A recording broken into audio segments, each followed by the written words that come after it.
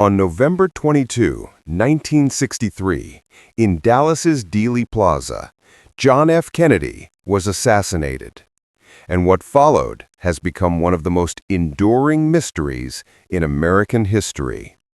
Officially, the Warren Commission concluded that Lee Harvey Oswald acted alone in the murder and that no conspiracy existed. But decades later, new documents, new witnesses, and persistent anomalies force us to ask whether the official story told the full truth, or merely the version someone wanted us to believe. One of the first secrets lies in those never fully released government records. Under the John F. Kennedy Assassination Records Collection Act of 1992, the U.S. mandated the release of tens of thousands of pages of related documentation. But many still remain either classified or heavily redacted. According to recent accounts, more than 14,000 pages remain undisclosed. That withholding has forced many researchers to conclude that official secrecy may indicate deeper truths, both about the assassination and the political intelligence world of the 1960s. Another key secret centers on the role of the Central Intelligence Agency. Newly released documents suggest the CIA had far more knowledge of Oswald's pre-assassination activity than previously admitted, particularly his Mexico City travels and contact with intelligence-linked groups. The agency had covert involvement with anti-Cuba organizations the same year as the assassination, and may have ignored or suppressed Oswald's relevant contacts. While this does not definitively prove CIA orchestration, the idea that the agency simply knew nothing is now widely questioned. Then there are the physical evidence mysteries, the so-called magic bullet theory, questions over the number of shots fired, and debates over whether the fatal head wound could be explained by a single shooter firing from the sixth-floor window of the Texas Schoolbook Depository.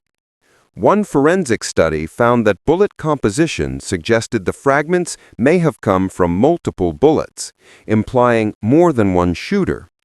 If true, that would directly challenge the lone shooter conclusion of the Warren Commission. Even the witness testimony adds layers of unexplained detail. Secret Service agent Paul Landis claimed he found a complete bullet in the limousine at Parkland Hospital, placed it in his pocket for safekeeping, and then left it on the stretcher. Yet that bullet never appeared in public evidence. Whether this reflects a cover-up or simply the chaos of a traumatic event remains open to interpretation.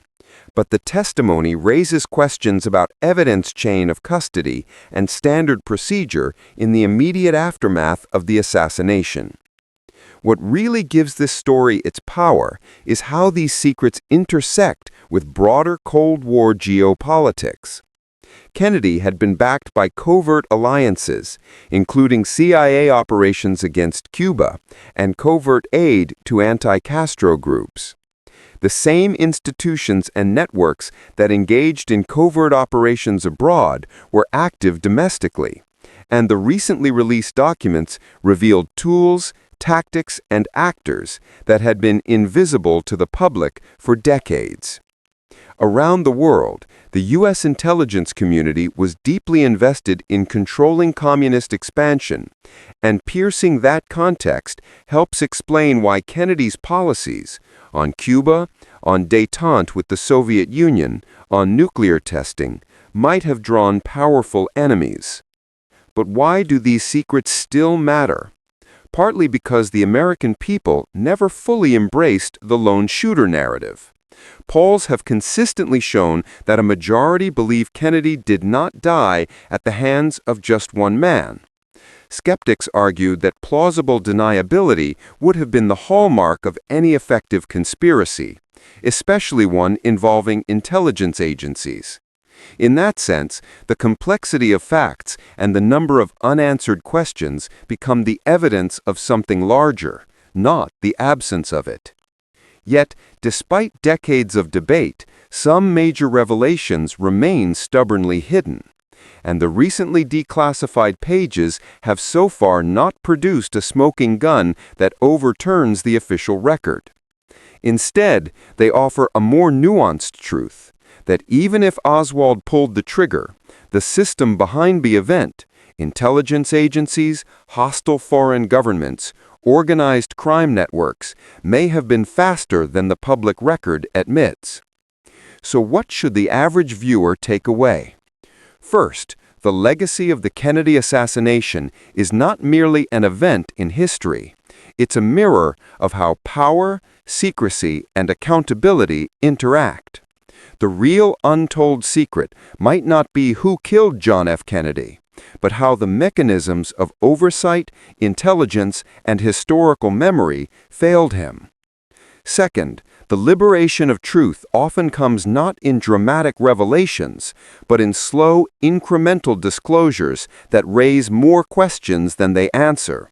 And lastly, vigilance matters, because when you peel back the layers of one assassination, what you often uncover is not just a crime, but a culture of secrecy that influences politics to this day.